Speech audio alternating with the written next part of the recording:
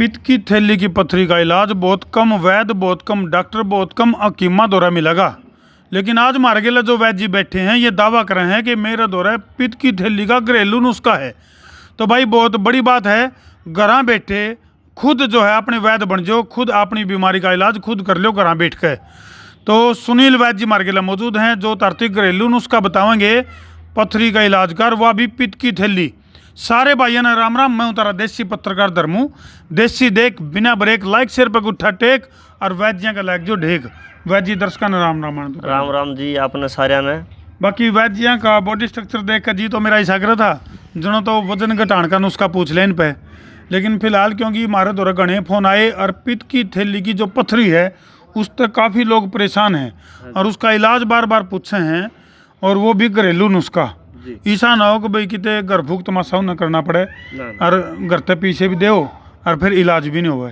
तो वैद्य जी थोड़ा वो बताओ कि भाई घर इलाज क्यों करो उसका है। जो पित्त की थैली में यदि किसी का पथरी है तो वो बड़ी आसानी से, बड़ी सरलता से निकल सकती है। अच्छा जी। एक पौधा होता है जिसको हमारी देसी भाषा में बोलते हैं पत्थर चटा।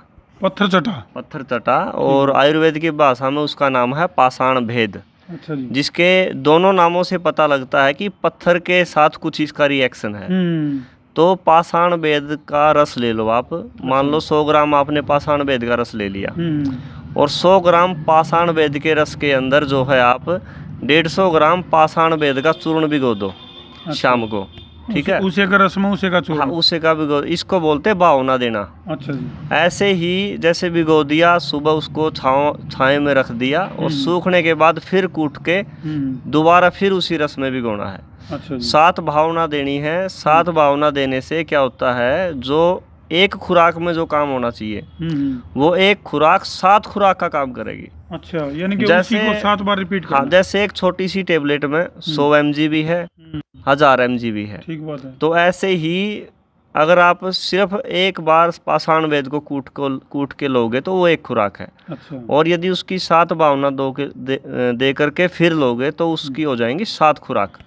यानी जो काम 7वीं खुराक में होना चाहिए वो काम पहली खुराक में होगा। अच्छा अच्छा, एक बात और बताओ वैद्य जी, ये मतलब जो है ना हर एज ग्रुप के जो व्यक्ति हैं, आदमी हैं, लुगाई हैं, छोटा बालक है, यानी कि याना शाना छोड़ छिंदा बड्डा छोटा बूढ़ा ढड़ा अगत पड़ोसी मित्र प्यारा, सारे के ऊपर एक के फार्मूला लागू होगा या उम्र का हिसाब से दवाई कम ज़्यादा लेनी है?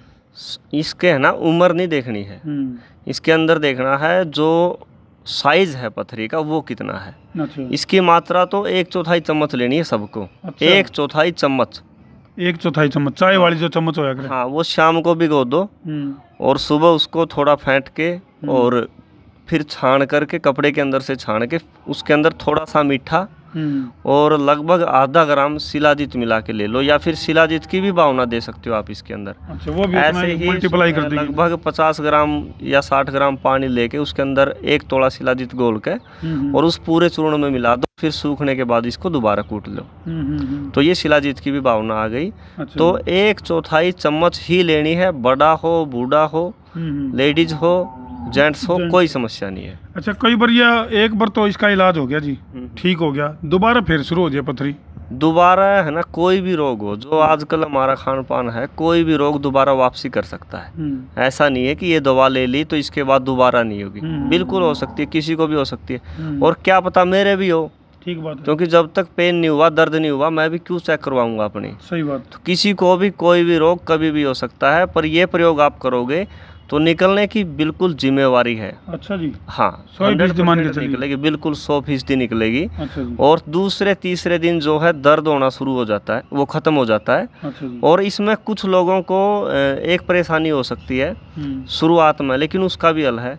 खासकर लेडीज़ को, कुछ लेडीज़ों की जैसे हमारे पास पेशेंट आते हैं तो शिकायत होती है कि ये दवा लेनी शुरू करी है तो उसके बाद थोड़ा सा जो है जी कच्चा होना शुरू हो गया। अच्छा जी। थोड़ा सा जी घबराना शुरू हो गया। तो उसके लिए क्या करना है, ये जो दवा है ना एक साथ मत लो। अच्छा। जो आपने शाम को भिगोई थी इसको 4-5 पार्ट में ले लो। अच्छा, जैसे 1-2 घूंट अब ले ली, 1-2 घूंट 1-2 घंटे बाद ले ली, 1-2 घूंट फिर ले ली। ऐसे करके ले लोगे तो वो जी घबराने वाली भी समस्या खत्म हो जाएगी। डाइजेस्ट हो जाएगी दवाई। हाँ, वो हजम हो जाएगी। जैसे अगर ज़्यादा बारिश होगी तो खेत की बाढ़ तोड़ के जो पानी बाहर चला जाएगा, अगर सीमित होगी तो वो पानी खेत में ही रहेगा और भूमि में रम जाएगा। ऐसे ही ये जो है थोड़ी थोड़ी करके ले लो। और ये प्रॉब्लम लेडीज़ को ही होती है, जेंट्स को नहीं होती। अच्छा। तो कुछ लेडीज़ को ये ऐसा होता है, जैसे दवाई शुरू कर दी 5वें 6ठे दिन बाद कि जैसे उल्टी गिरेगी, क्या होगी, ऐसे वो महसूस करने लगती, गिरती तो नहीं है बिल्कुल। तो उसको हजम करने के लिए जो है आप ऐसे ही इसकी मात्रा थोड़ी थोड़ी कर दो। अच्छा वैद जी, कमेंट आया है, नंबर मांगे हैं आपका, मोबाइल नंबर, न्यू कभी कोई बात पूछनी पड़ जाए तो वैद जी का नंबर मिल जाए तो बिल्कुल पूछ सको हो। मोबाइल नंबर है 9801 31,000। 9801 31,000 ये वैद जी का नंबर है। भाई किसी ने परामर्श लेना हो, सलाह का कोई पैसा नहीं, निःशुल्क सलाह है। और हमारा भी एक आयुर्वेद का यूट्यूब चैनल है। अच्छा। गोवर्धन आयुर्वेदा के नाम से, आप उसको सब्सक्राइब कर सकते हो। गोवर्धन आयुर्वेदा, गोवर्धन आयुर्वेदा के नाम से वैद जी का अपना खुद का यूट्यूब चैनल है। तो किसी भाई ने और घरेलू नुस्खे जो हैं घर बैठे अपना खुद का इलाज करना हो तो भाई वह नुस्खे तो हमने उड़े देखने मिलेंगे, सुनने मिलेंगे। हाँ, और सिर्फ वही नुस्खे साझा करते हैं जो हमने पहले प्रयोग कर लिए और अच्छे रिजल्ट मिले हैं। अच्छा। वही साझा करते हैं जी। तो वह जी ये जिस तरह या तो पित्त की थैली का आपने बताया, और पित्त की थैली का नु को है भाई असाध्य सा माना जावा है पित्त की थैली में तो पथरी क्या करते हैं कि ऑपरेशन कर देते हैं इसका। और ऑपरेशन करने के बाद जिस आदमी ने ऑपरेशन करवा लिया, क्योंकि पित्त की जो थैली है ना, गोल ब्लैडर बोलते हैं आधुनिक भाषा में, जल्दी समझेंगे लोग, तो उसका काम है जो हमारा यकृत है, जो लीवर है, उसने भोजन को पचाने के लिए जो एंजाइम तैयार किए हैं, उस एंजाइम को स्टोर करने के लिए जो जगह है वो है गोल ब्लैडर। ठीक बात है। तो उसके अंदर जो रस रखे हुए हैं ना, वो रस सूख जाते हैं तो ही पथरी बनती है। अच्छा। ठीक है। तो ये दवा क्या करेगी, उन रसों को दोबारा से भिगो देगी और फिर वो रस दोबारा से भोजन में मिल जाएंगे और समस्या खत्म। अच्छा। तो यदि पित्त की थैली निकलवा ली किसी ने तो उसको सारी उम्र गैस, तेजाब, अफारा, कब्ज और बासी खाते ही हॉस्पिटल का मुंह देखना पड़ता है। इसलिए ऑपरेशन मत करवाओ, ये इलाज, ये जो औषधि है इसका सेवन करो।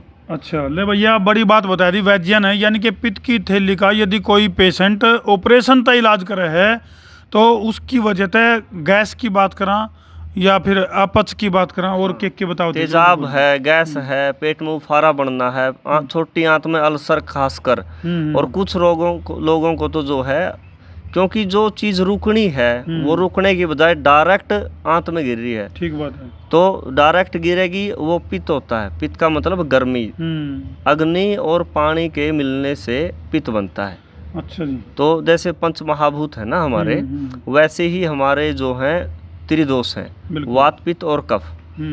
तो जो हमारा पित्त बनता है वो पानी और अग्नि के मिलने से बनता है। अच्छा। तो गर्म चीज यदि आंत में गिरेगी तो जख्म करेगी वो। बिल्कुल ठीक बात है। तो उस जख्म से बचने के लिए ही गोल ब्लैडर है। अच्छा वैद्य जी, आगे पित्त की थैली में आगे पथरी ना बने या फिर गुर्दे में पथरी ना बने, इसका क्या सावधानी रखनी? इसके लिए है ना, जिसको एक बार पथरी बन गई वो खटाई जो है कम से कम खाए। खट्टी चीज, दुनिया पे जितनी भी खट्टी चीज है वो सब पित्तवर्धक है। नींबू भी नींबू भी इसी, मतलब नींबू को आप अनुषण भी कह सकते हो। जैसे 3 वीर्य होते हैं, शीत वीर्य, उष्ण वीर्य, तो एक अनुषण वीर्य होता है। अनुषण को बहुत कम जो हमारे विद्वान रहे हैं, जो हमारे पूर्वज रहे हैं आयुर्वेद से जुड़े हुए, उसको मान्यता कम लोगों ने दी है, कम विद्वानों ने दी है अनुषण रस को। कुछ नींबू को जो है अनुषण मानते हैं, कुछ उष्ण मानते हैं। तो नींबू में संशय है, ये आपके अनुभव के आधार पर जो है आपको अगर जो सूट करे तो ले ले, हाँ, और सूट ना करे तो रहने दे। हाँ, नहीं तो रहने दो। कुछ भी खट्टी चीज और तीखी चीज, जैसे मिर्च मसाले ज्यादा हैं, ये नहीं खाने, ज्यादा नहीं खाने, तो पथरी नहीं बनेगी बार बार। जिसको जलन शुरू हो जाए ज्यादा तो समझ लो उसके गोल ब्लैडर में विकृति है, उसको पित्त ज्यादा बने। जिसको सीने में जलन, पेशाब में जलन और गुदा द्वार में जलन या पूरे शरीर में कहीं भी जलन है तो उसको पथरी के चांस हो सकते हैं।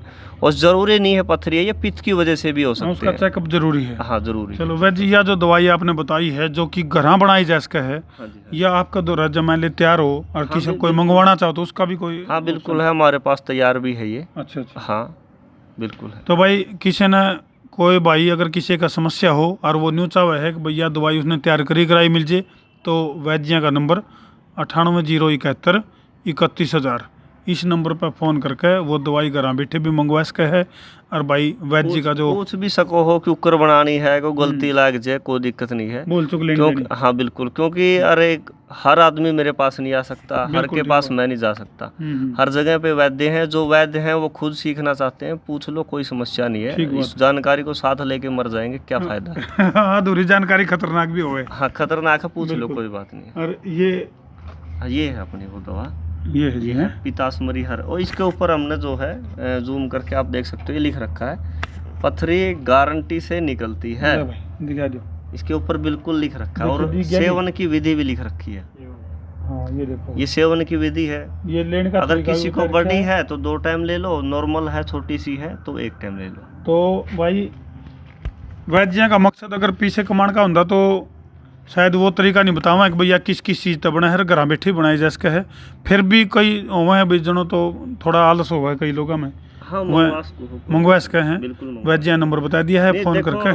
थोड़ा बहुत तो कमाना भी है, पर लूट मार नहीं मचानी। कमाना भी है थोड़ा बहुत है, ऐसी बात नहीं है, कमाना भी है पर लूट मार नहीं बचानी। पीछे कौन कमाना, हाँ ज्यादा पीछे नहीं कमाना। चलो ठीक है भाई, वीडियो न कर दो जी लाइक शेयर, शेयरिंग का दर्द दूर ताकि दर्द हो उसका दूर।